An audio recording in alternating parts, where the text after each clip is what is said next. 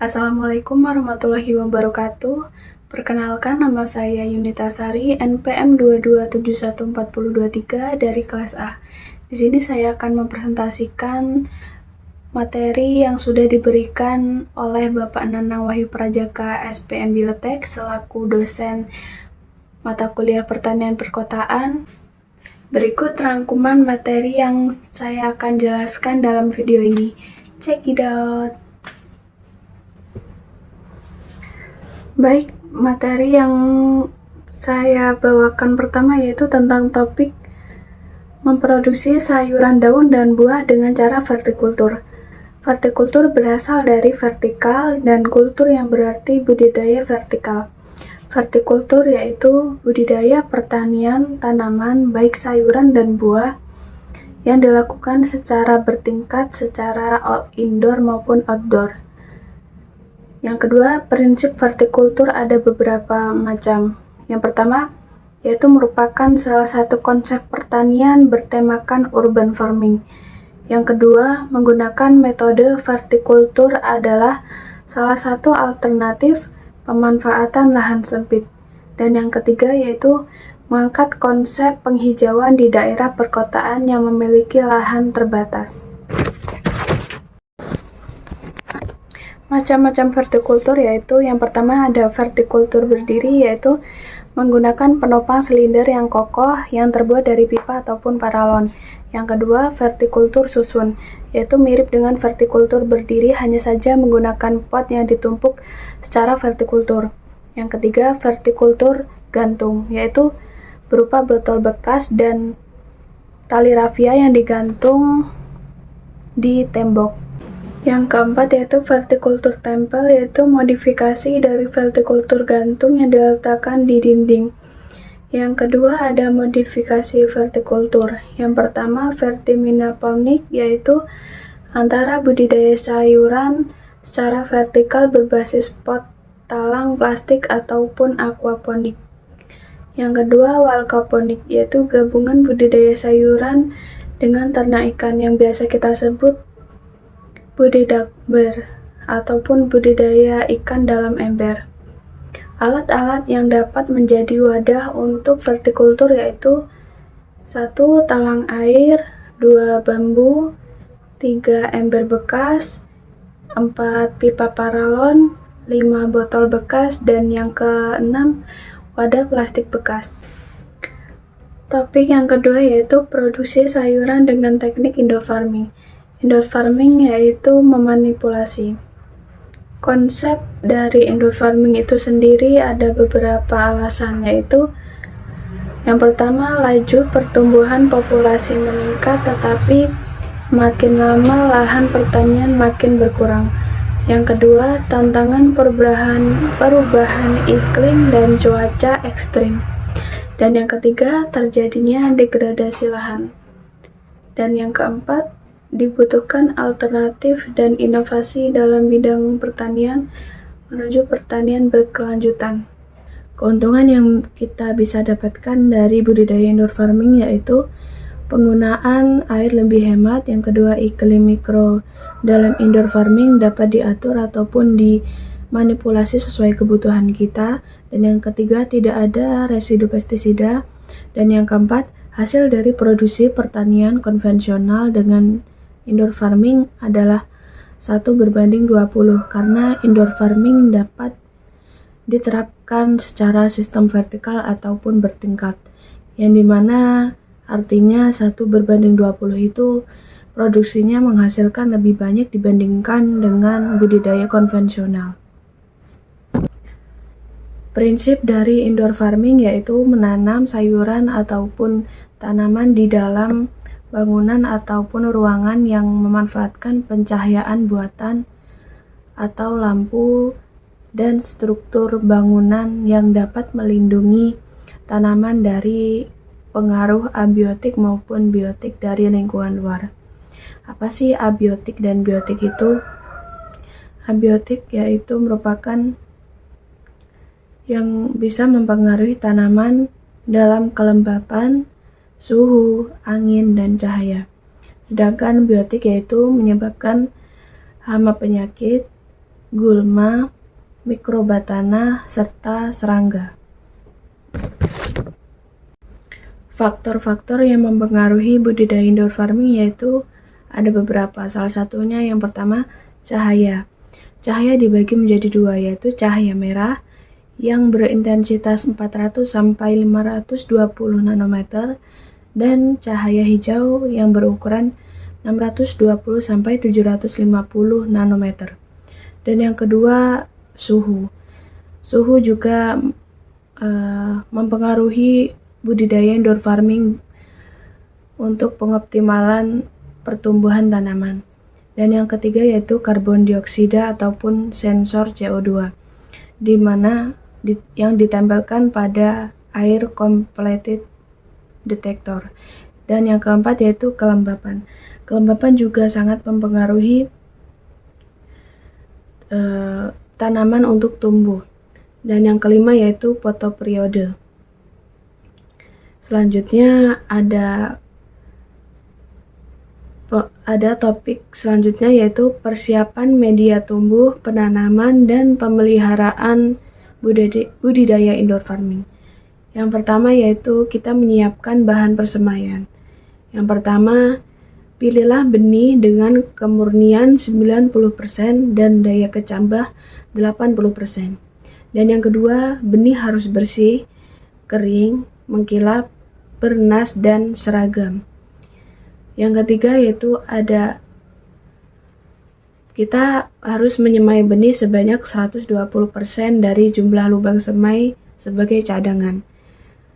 Kenapa kita harus menyemai lebih banyak ataupun sejumlah 120%? Dikarenakan sebagai cadangan ketika ada tanaman yang mati ataupun layu. Dan penyulaman ataupun tanaman cadangan itu bisa digunakan setelah 7 hari setelah tanam ataupun semai.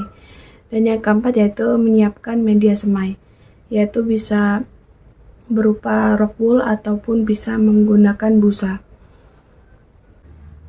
Selanjutnya itu pada umur 1-2 hari setelah semai, biasanya benih mulai pecah ataupun berkecambah. Dan jangan lupa selalu jaga kelembapan rock wool ataupun busa. Karena menjaga kelembapan yaitu adalah satu poin penting ataupun poin utama dalam pengaruh ataupun yang memberikan pengaruh ataupun perkembangan dalam pertumbuhan budidaya dalam indoor farming. Materi selanjutnya yang telah disampaikan ataupun yang telah diterangkan oleh Bapak Nanang Wahyu Prajaka SPM Biotek yaitu budidaya microgreen. Apa sih yang dimaksud microgreen? Microgreen dikenal sebagai tanaman muda yang dipanen dan dikonsumsi dengan umur panen yang sangat singkat, yaitu pada 7-12 hari setelah tanam. Setelah kotiledon berkembang sempurna menjadi sepasang daun sejati. Budidaya microgreen yaitu menjadi makanan fungsional yang memiliki gizi, rasa, dan tampilan yang menarik. Kelebihan dari budidaya microgreen ini yaitu budidayanya yang mudah, waktu panen yang singkat, dan harganya bersaing. Microgreen biasanya dihidangkan untuk beberapa makanan yaitu salad, sop, dan sandwich maupun digunakan sebagai garnish. Jenis tanaman yang biasanya dipakai dalam budidaya microgreen ada banyak. Salah satunya yaitu tanaman kale, lobak, sawi, kangkung, kubis merah, pakcoy, bayam, brokoli, daun mint, bunga matahari, wortel, serta mustard. Media tanam yang digunakan pada budidaya microgreen yaitu ada beberapa. Yang pertama, menggunakan rock wool, kokopit, dan arang sekam. Prosedur kerja ataupun tahap budidaya dalam microgreen yaitu yang pertama, kita harus menyiapkan alat dan bahannya terlebih dahulu, dan yang kedua menyiapkan benih dan rock wool. semprot rock wool secara merata, dan kemudian tabur benih secara merata pada media rock wool. Jaga kelembapan media rock wool. Setelah 7 hari setelah semai, benih yang sudah ditanam di media rock wool akan tumbuh berkecambah. Benih yang kecil biasanya mudah tumbuh secara rapat dan banyak dibandingkan dengan benih yang besar. Tanaman yang sebelum panen dinamakan baby green. Materi selanjutnya yang telah disampaikan oleh Bapak Nanang Wahyu Prajaka SPM Biotek yaitu vertical gardening dan green walls. Apa sih manfaat dari kedua budidaya tersebut? Yang pertama, menambah nilai estetika ataupun keindahan pada suatu taman. Dan yang kedua, menambah kualitas udara dalam ruangan. Ketiga, perlindungan bangunan. Dan yang keempat yaitu keberlanjutan ataupun pengembangan pertanian secara modern. Dan yang kelima yaitu kesehatan dan kebugaran. Selanjutnya ada jenis-jenis vertical garden. Yang pertama, dinding hidup ataupun living walls, di mana caranya yaitu akar tanaman diakarkan pada penyangga. Dan yang kedua yaitu lapisan hijau ataupun yang disebut green finish, yaitu dengan cara akar dan media tanaman tidak ditempelkan di dinding, tetapi ditanam langsung di tanah ataupun di pot secara terpisah. Dan yang ketiga yaitu living walls ataupun green finish hybrid, yaitu perpaduan antara dinding hidup dan lapisan hijau. Dan yang keempat yaitu indoor vertical garden. Indoor vertical garden dibagi menjadi dua, yaitu dinding hidup ataupun woolly bucket. Dinding hidup sendiri yaitu wadah modular ringan yang terbuat dari kain fleece, dari kain felt, industri yang fleksibel dan terbuat dari plastik daur ulang. Dan yang kedua yaitu ada lapisan hijau ataupun Jacob wire. Dan selanjutnya yaitu ada sistem berkebun menggunakan vertical garden. Ada beberapa macam sistem. Yang pertama yaitu salah satunya woolly bucket, yaitu yang terbuat dari plastik daur ulang ataupun wall planter. Dan yang kedua yaitu ada sistem flora felt, yaitu menggunakan kain flanel ataupun wall planter untuk membuat kantong berukuran bebas dan khusus yang sesuai yang ditentukan oleh keinginan kita maupun keinginan kita. Dan yang ketiga yaitu optic green. Sistem ini biasanya disebut dengan sistem taman dinding. Adalah sistem penghijauan yang dipasang pada fasad di atas substrat tanpa sambungan dengan tanah. Penggunaan bahan ini yaitu bahan aluminium yang tinggi yang diisi substrat yang siap ditanam. Dan yang keempat yaitu ada sistem tanaman G-Sky, yaitu sistem vertical garden milik G-Sky yang setiap produknya memiliki keunikan dalam hal desain, biaya, dan komponen. Dan yang kelima yaitu ada sistem hidroponik susun. Sistem ini yaitu penanaman tanaman dengan media tanah dan menggunakan larutan nutrisi yang diserap langsung oleh akar tanaman. Dan yang kedua yaitu ada sistem berkebun dengan lapisan hijau ataupun green finish. Yang pertama ada sistem trellis ataupun trellising, yaitu sebuah taman teralis sederhana yang dapat digunakan untuk menciptakan efek penghijauan untuk tanaman yang bisa merambat. Dan yang kedua yaitu masonry ataupun dinding kayu. Dinding kayu ini bisa menjadi dinding alami dan bisa menjadi alternatif bagi tanaman untuk merambat. Dan yang ketiga ada green screen. yaitu sistem teralis kawat las dengan 3 dimensi panel teralis modular yang khas yang merupakan komponen penyusun sistem green screen itu sendiri. Di dalam topik vertical garden dan green walls yaitu terdapat penyampaian tentang perbedaan tanaman natif, naturalisasi, dan invasif. Yang pertama yaitu tanaman natif.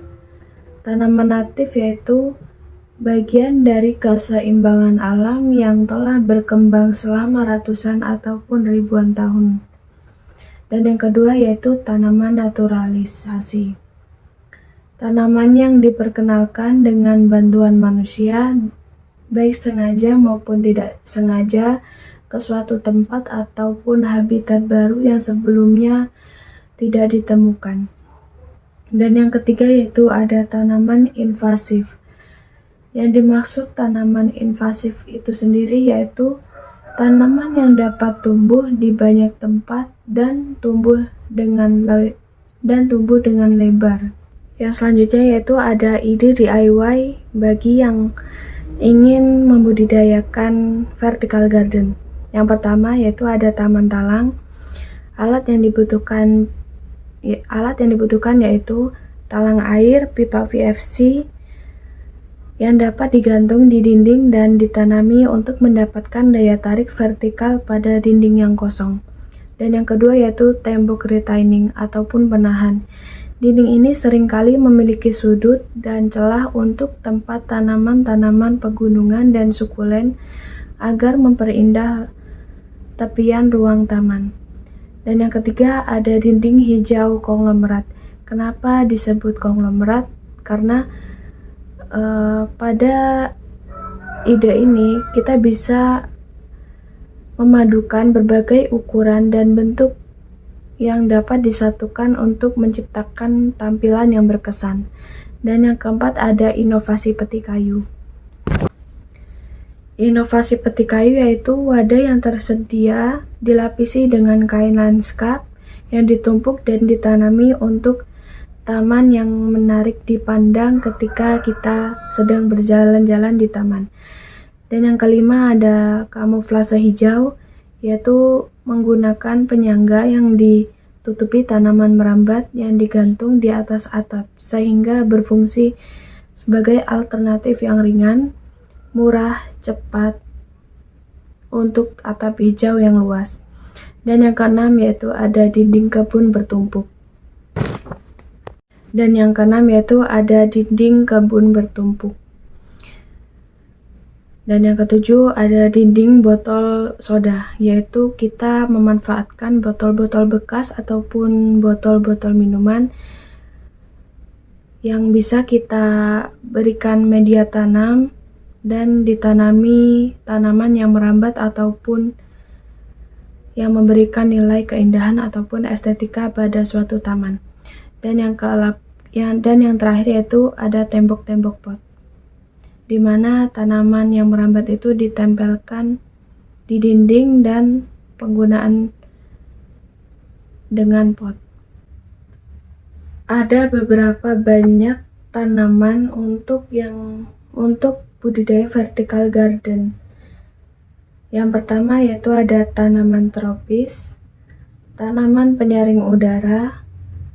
Yang ketiga tanaman pegunungan.